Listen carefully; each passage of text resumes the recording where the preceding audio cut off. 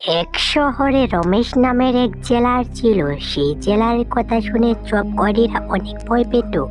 সেই কয়েদিরা অনেক ভয় পেত এবং তারা অপরাধ করার কোনো চেষ্টাই করতো না। সেই জেলাটা এতটাই ভয়ঙ্কর ছিল যে কয়েদিরা সারা পাওয়ার পরে আর অপরাধ করার কোনো সাহসই করতো না। একদিন একটা গ্রামের বাইরে একটা কর্মস্থানে সামনে দিয়ে দুটা চোর পালাচ্ছিল। তারপর ওরা দুইজনের মাঝে কথা বলতে আরম্ভ করলো। আরে লুকানোর জন্য তুই এই শ্মশান ছাড়া জায়গা পাসনি? ভয়তে আমার অবস্থা খারাপ হচ্ছে। বেশি বলিস না, আজকে আমাদেরকে এখানেই থাকতে হবে। যদি ভুল করে আমাদের কেউ দেখে নিল তাহলে ধরে হারিয়া জেলারকে দিয়ে দেবে।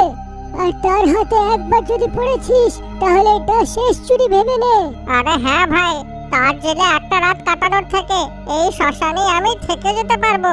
আমি শুনেছি সে জেলার নিজের মজার জন্য সবাইকে টর্চার করে। সেই কর্মস্থানে একটা ভয়ঙ্কর ভূত ছিল। সেই ভূতের সে চোর দুটার কথা ভালো ধরে শুনে পেলে তারপরে সেই চোরে সেখানে চলে আসে। চোররা ভূতটাকে দেখে অনেক ভয় পেয়ে সেখান থেকে পালাতে যাচ্ছিল। তখন সেই ভূত তাকে বলে উঠলো যে, না, আমি তোমাদের কিচ্ছু করব না। আমার তো শুধু এই হারিয়া জেলারের বিষয় জানার আছে, যার ব্যাপারে তোমরা কথা বলছো। আসলে সে কে, যার থেকে লোকেরা ভয় পায়? আরে সেই জায়গার বিখ্যাত লোক। লোকে বলে ওর থেকে ভয়ঙ্কর জেলার এই প্রদেশে নেই। ও, এমন কে যে এই প্রদেশে ভয় ছড়িয়ে রেখেছে? আমার থেকে বেশি ভয়ঙ্কর কে এসে গেল? এই হারিয়া জেলারের সঙ্গে দেখা করতে হবে। দেখো, কাল প্রদেশে সবাই বলবে যে ভূত কেমন হারিয়া জেলারকে ভয় পাইয়েছে।